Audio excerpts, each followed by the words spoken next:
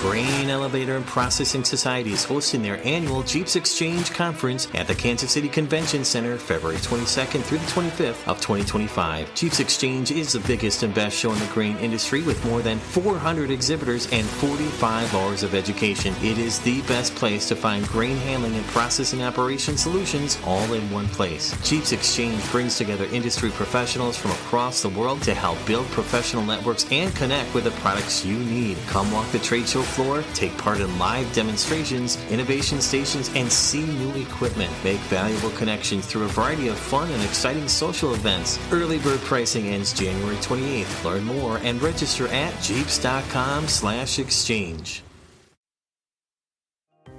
For 50 years, Vegas Graycon has been the market leader in the development and manufacturing of innovative spark detection and extinguishing systems. Graycon's infrared sensors detect potential hazards like heat, sparks, embers, or hot particles, and then automatically trigger countermeasures that help eliminate early causes of fires and explosions without slowing down your production. To find out more on how to reduce your risk of fires and explosions in your food and grain operations, please visit VegasGraycon.com. That's FAGUS-GRECON.com.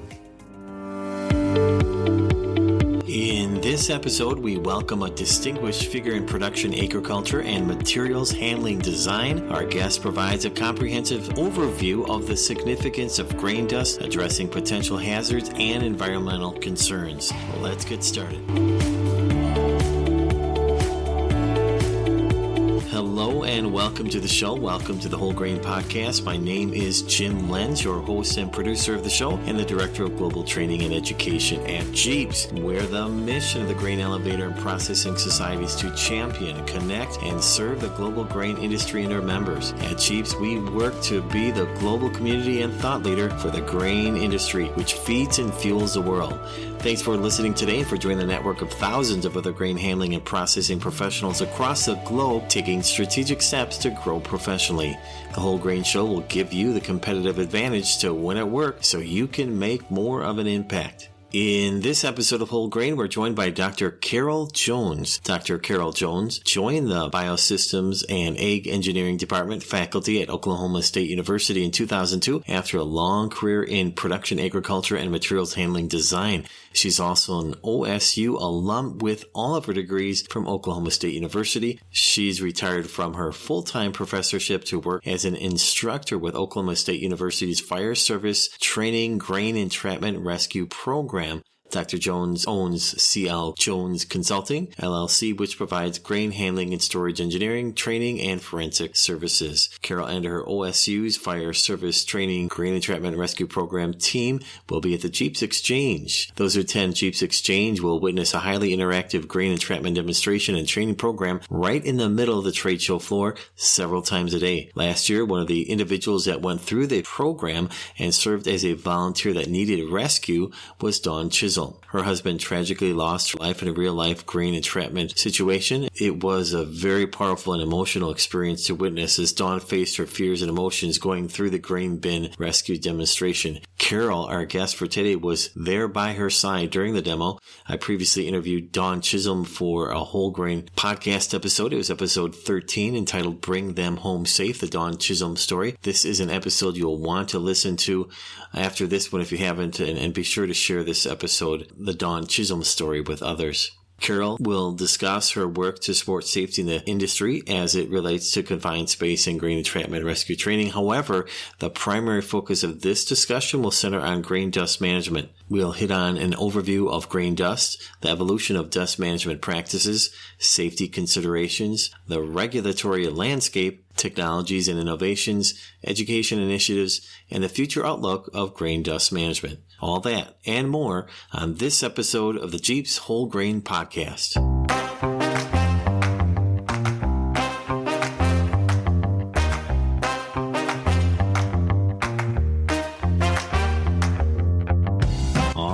Our guest guest has dedicated much of her career in production agriculture and materials handling design. She is retired from her full-time professorship at Oklahoma State University and now works as an instructor with OSU's Fire Service Training Grain Entrapment Rescue Program. If you've attended the biggest and best show in the grain handling and processing industry, GEAPS Exchange, then you'll recognize our guest for today. Today's guest, along with a former Whole Grain Podcast guest, Butch Hendricks, lead the Grain Entrapment Rescue demonstration on the trade show floor at GEAPS Exchange. That's why I'm excited to welcome Dr. Carol Jones to the show. Thank you for your participation in Whole Grain, Carol. Thank you, Jim. It's an honor to be invited to just talk with you today. Now, to allow our listeners to get to know you and start the show with a bit of sort of a positive spirit, I guess, could you share with our listeners a mantra or success quote that you live by professionally? Well, I was fortunate enough to hit the jackpot when it came to parents. And my dad told me at a very early age that no matter what my job was, whether it was sweeping floor or running the company, to give it my best and do the very best I could. And if I had some downtime during the day, to find a broom or a dust rag. And, that work ethic has gone so far in my life. It's just directed me in all the right directions. And whenever I find myself bored, I wonder what job or what broom I need to be using to fill in that time and be an asset to whatever organization that I'm a part of. Wow, that is so well stated. So great that you actually cited your parents' work. They were very special people. Oh, wonderful. Now, to provide some context for our Whole Grain listeners who are joining us for today from really all around the world, we already have listeners from 60 different countries since our start about a year or so ago. Carol, could you provide a brief overview of the great work of the Fire Service Training Grain Entrapment Rescue Program that you're part of, and also your consultation business? I know it's a special program. I'm sure listeners may want to know more. Right. Fire Service Training at Oklahoma State University has a long, rich history of providing training to emergency responders. And it's a very old reputation. We've done that for many years. It's been about 15 years ago that we had an incident in Oklahoma. And the incident was an atmosphere problem in a grain bin. And we lost a fire chief. He died in the bottom of that bin, and it injured 4 others, simply because they didn't have the training to know when it was right to go into a bin, what they could actually do in the bin, what to monitor. It was just purely a lack of training. It didn't have to happen. And it really pulled all of Oklahoma agriculture up short, in that we had great training, but not in the area of ag response. And we needed to address that. So the Wheat Commission, the VOTEC system, the university, fire departments all came together for a meeting to address the question of what can we do to keep this from happening again. So that was the early days of this. Of course, the next question is, where do we get the funding? Because it's going to cost something. What does it look like? And when you've got the best minds in agriculture in Oklahoma working on the same problem, you come up with some really cool ideas. And our first attempt was to make a video, and then we had a bin on Oklahoma State campus that people could come and we could do entrapment trainings. I don't know about other states, but in our states, people don't come to the campus for training. Once you get your degree, you come back for the football games, and that's it. So we had to come up with some way to deliver our training off campus, go to where the training's needed. So we looked around the country. There were 2 mobile trailers, demonstration trailers that do entrapment training. We talked to, it was in Missouri and in Kansas, I believe.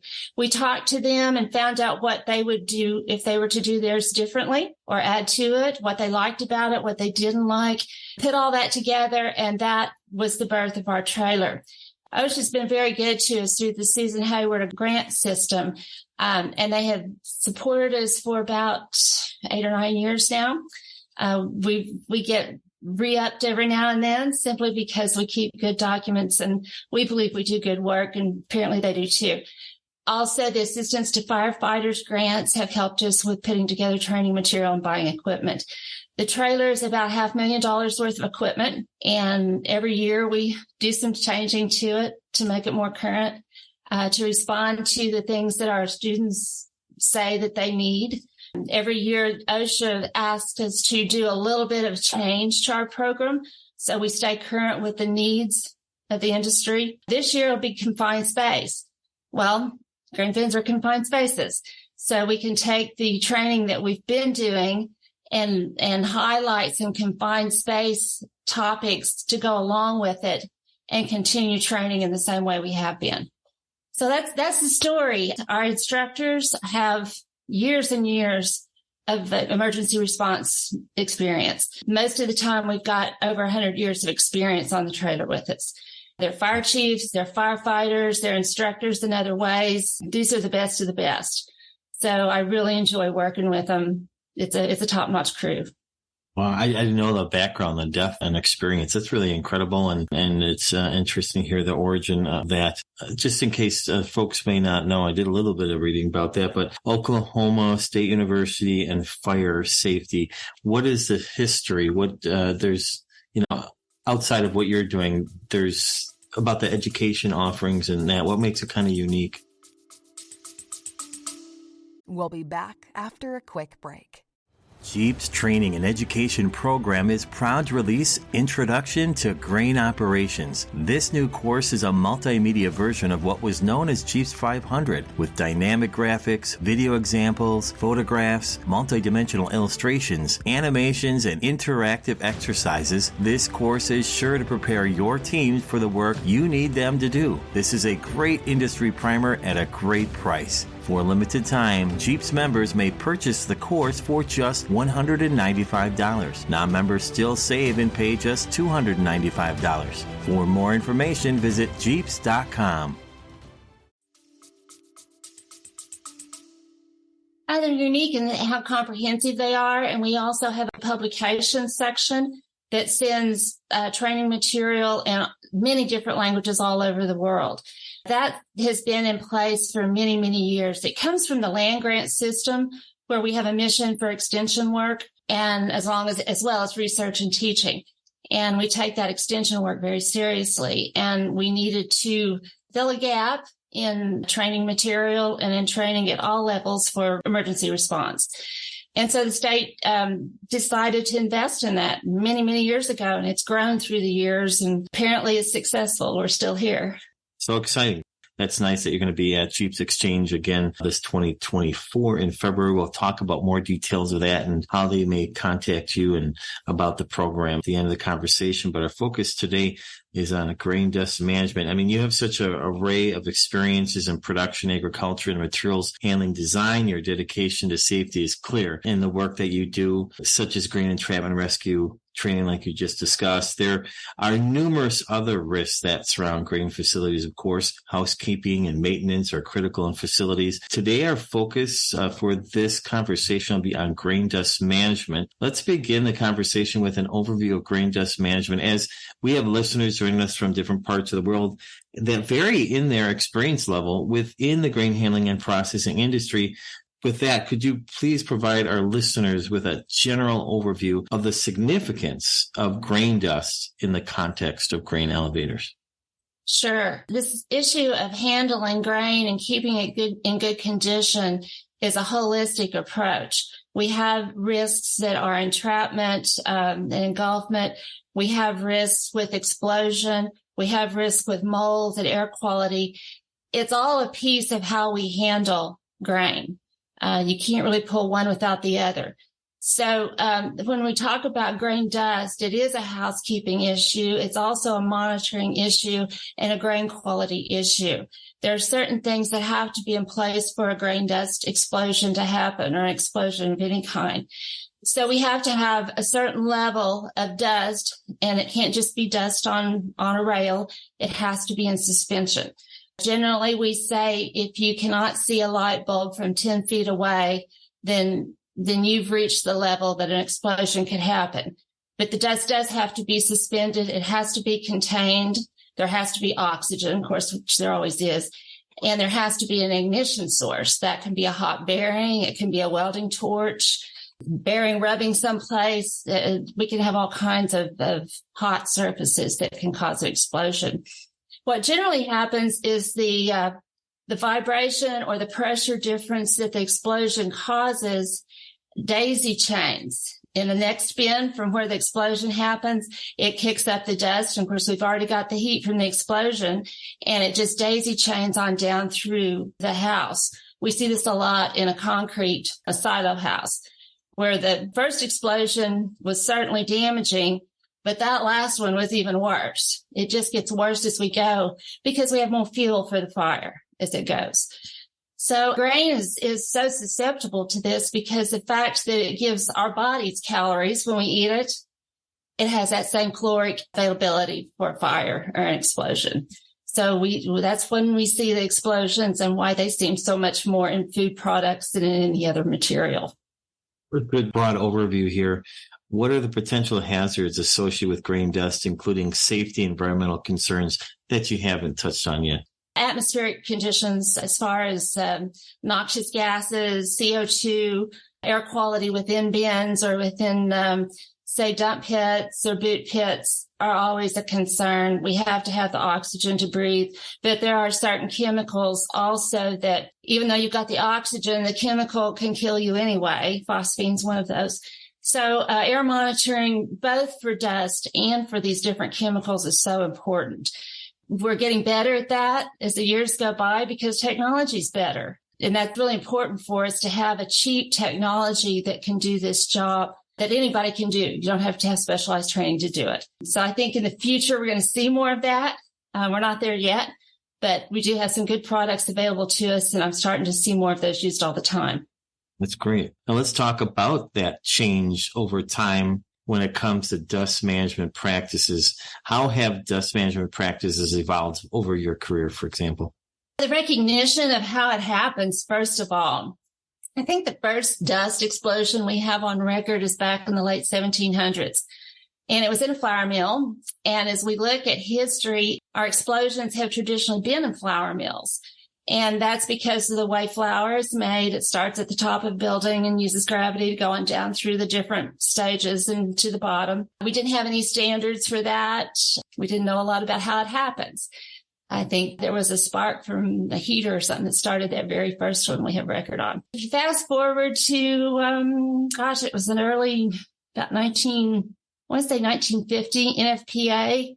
And the federal government established some guidelines and some training funds for explosions.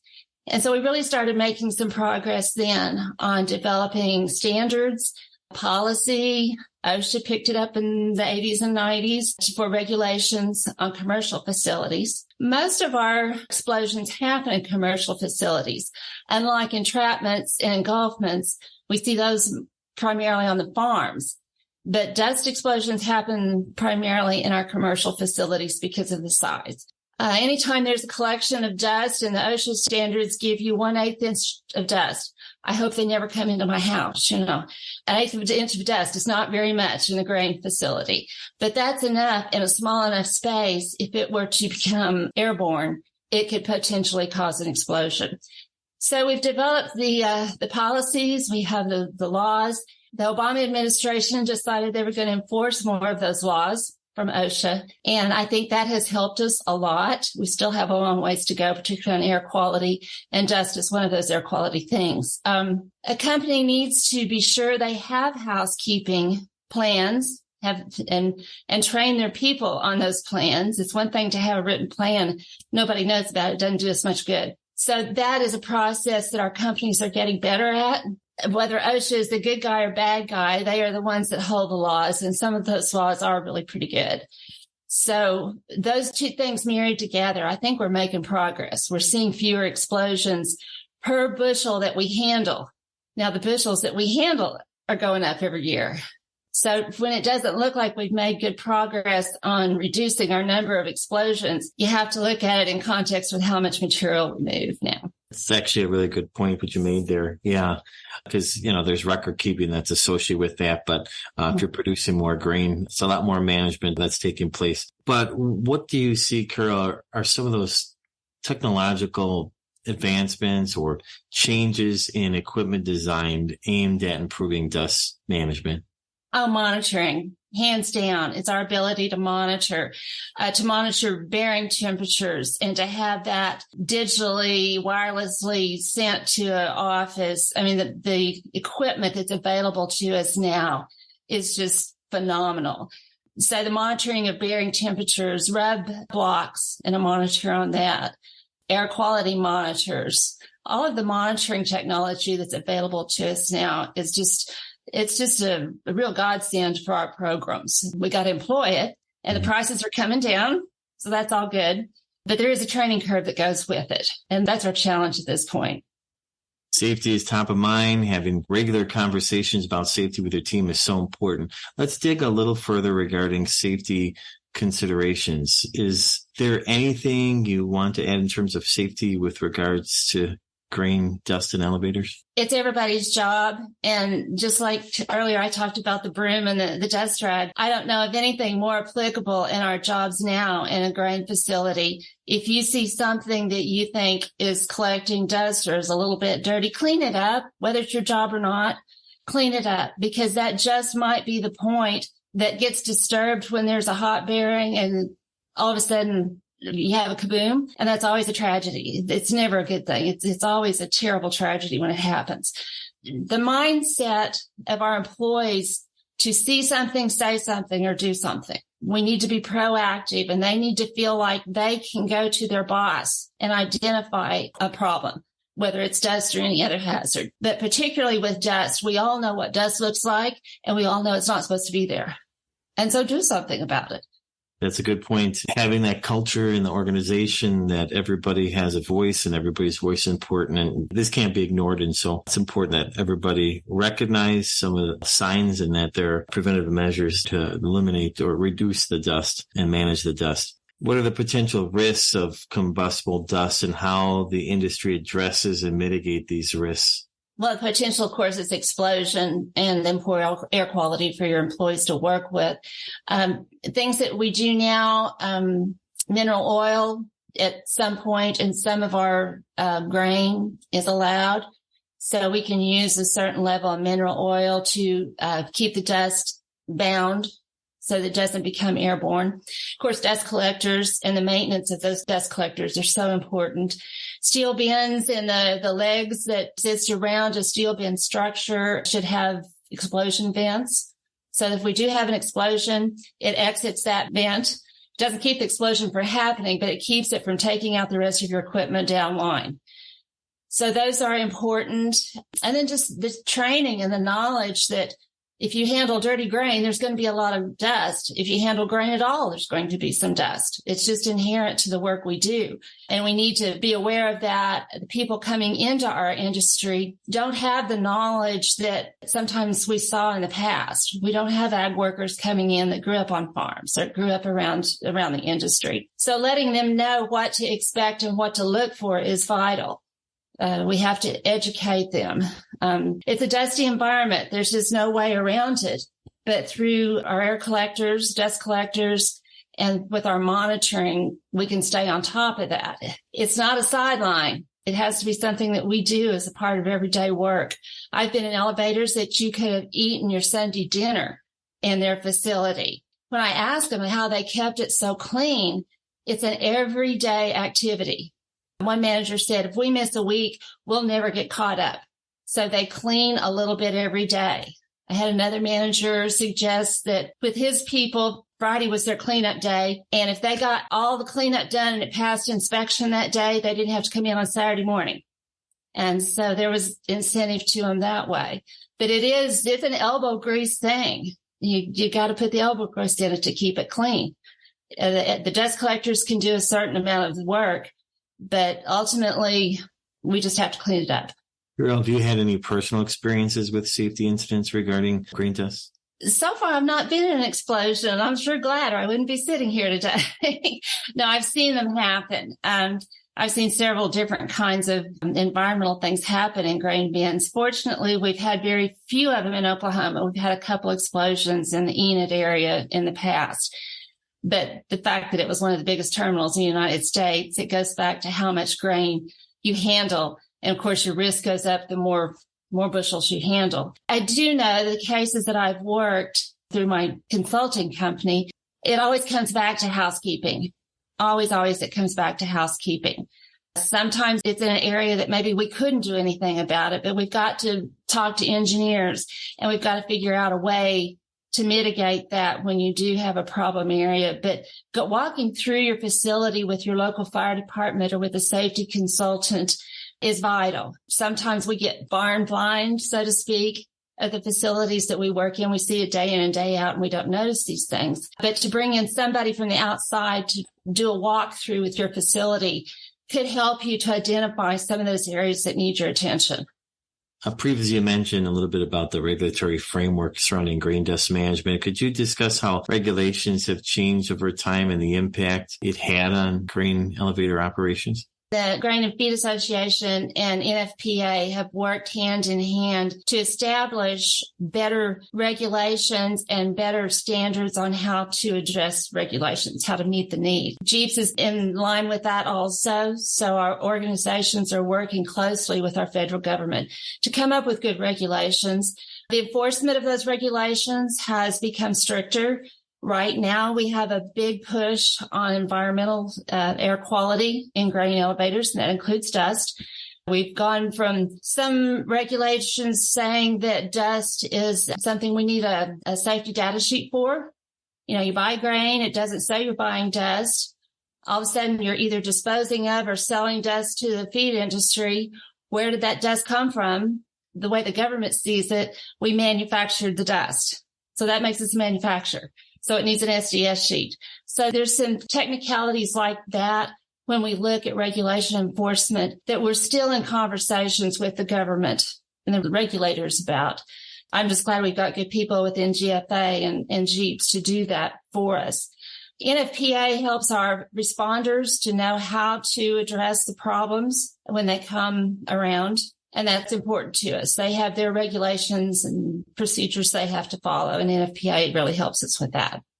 Nice. Thank you for sharing. Now let's discuss the importance of education and training in grain dust management. Can you describe any educational initiatives you've been part of, or maybe any recommendations for industry professionals in general? Just conversations about what causes an explosion is important. Knowing what those 5 things are that go together to make an explosion, particularly the graphic presentation of that, is very important for employees. And it needs to be in the language that they can understand. We do a lot of training in this country, but we don't always speak the language of our workers. And so we'll see more and more of that requirement as we move forward, I'm sure.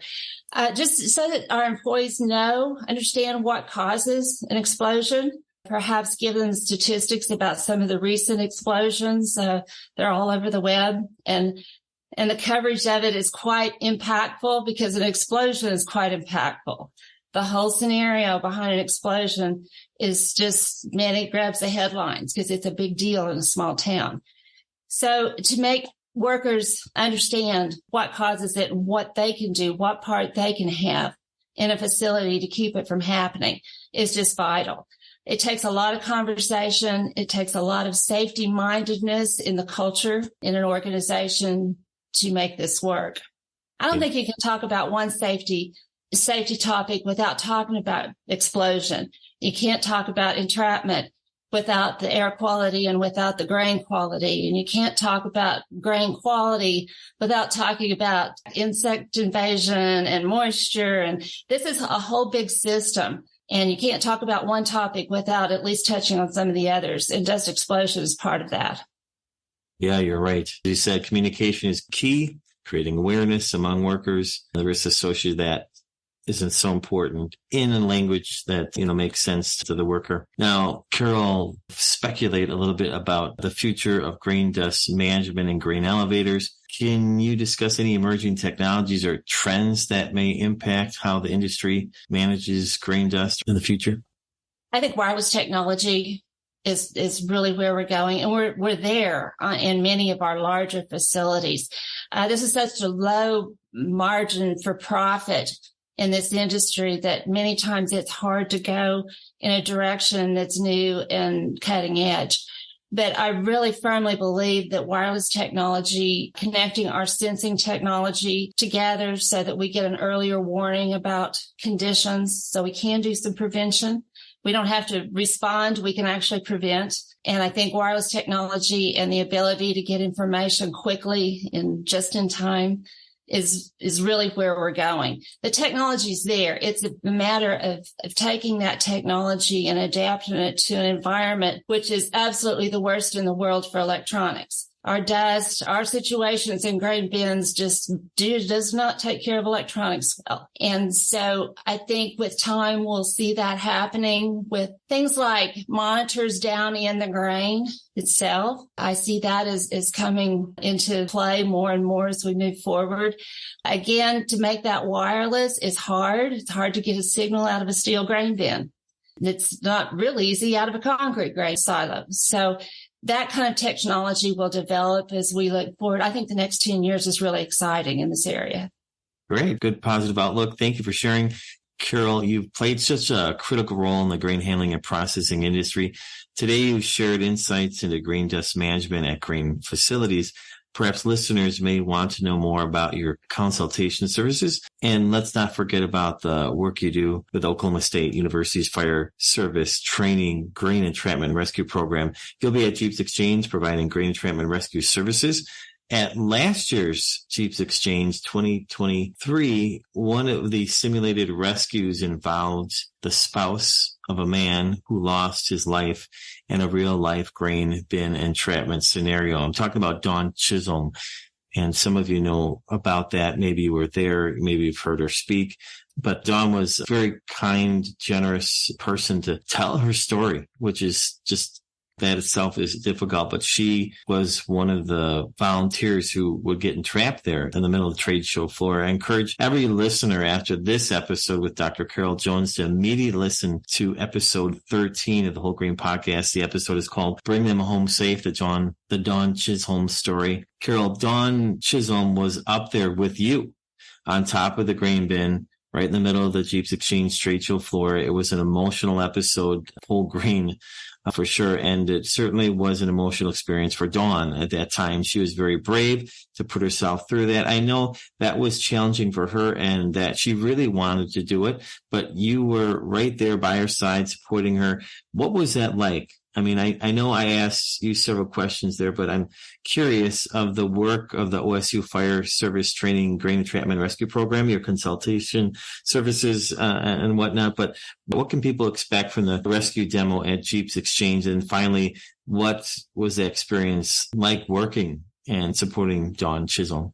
Well, we'll talk about that first because it's close to my heart. That was truly a unique experience for me too.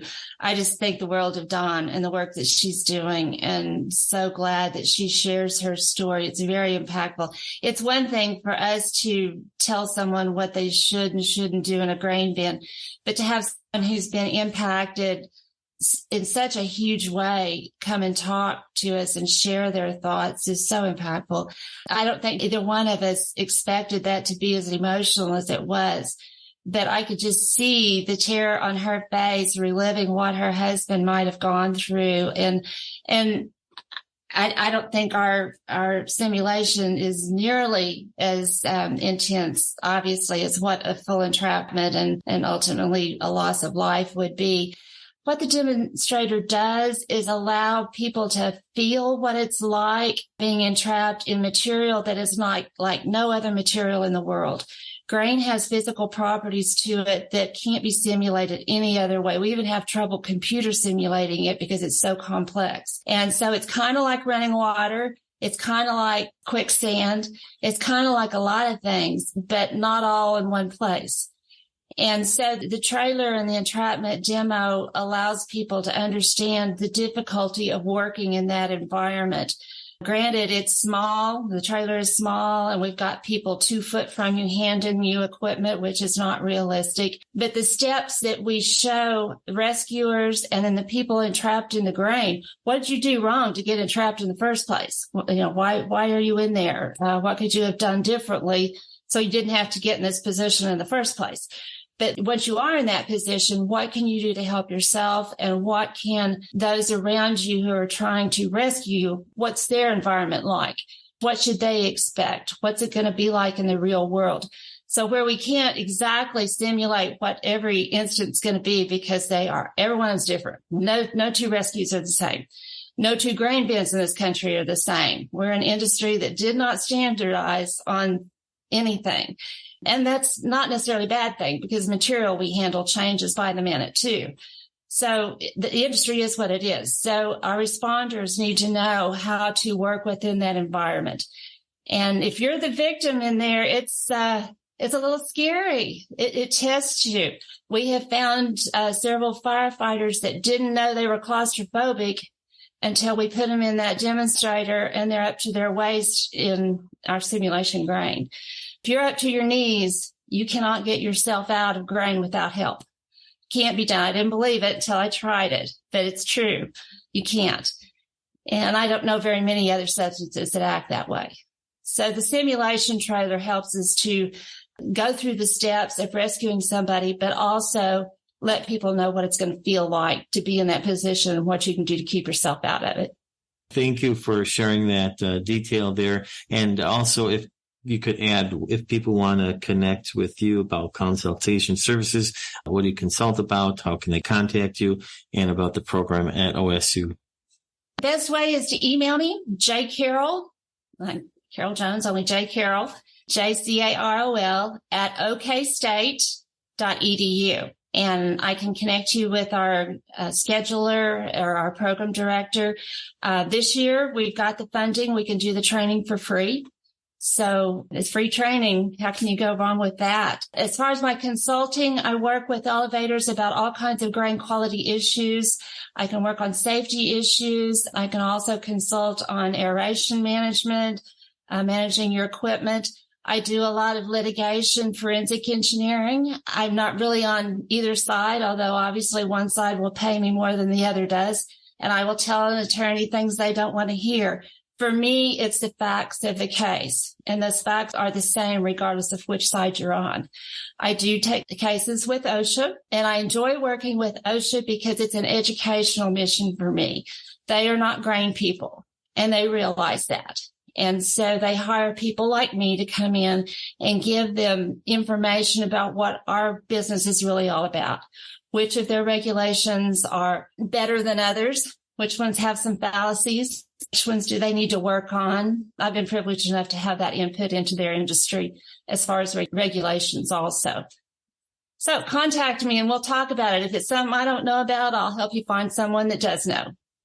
Well, we are very excited to have you, of course, at GEAPS Exchange coming up here with the simulation. Before we conclude the show, Carol, I'd like to start a sentence, and I'd love for you to conclude the sentence. Here it is.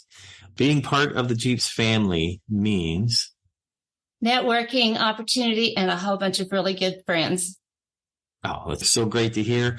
Carol, thank you for serving as guest in Whole Grain. And on behalf of the entire GEAPS team, we thank you for your commitment to GEAPS and the greater grain handling and processing industry. I had the pleasure of meeting you and having a conversation with you at my first GEAPS Exchange not too long after joining GEAPS last year.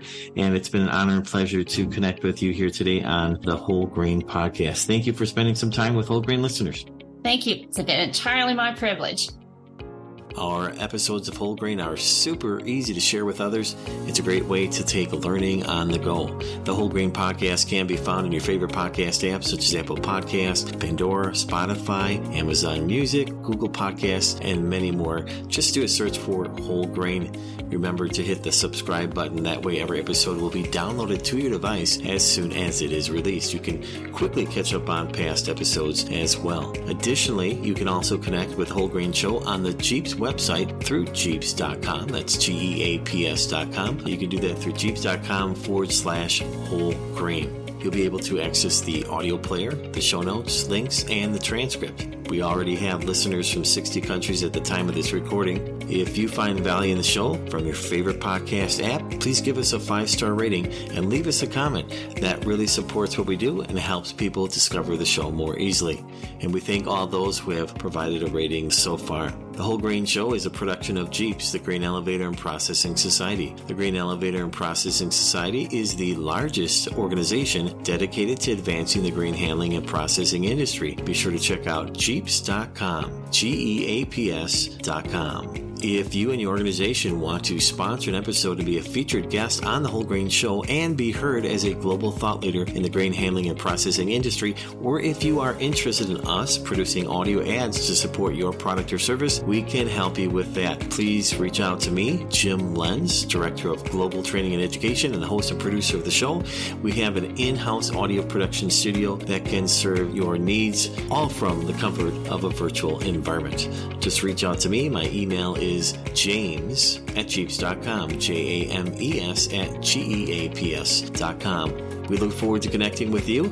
You can also reach out with any questions or comments you have. Let us know what you think of the show. Perhaps we can feature your audio commentary in a future Whole Grain podcast episode. Continue listening and share the news of the show with your friends and colleagues. Have yourself a great day, and thanks for listening to Whole Grain.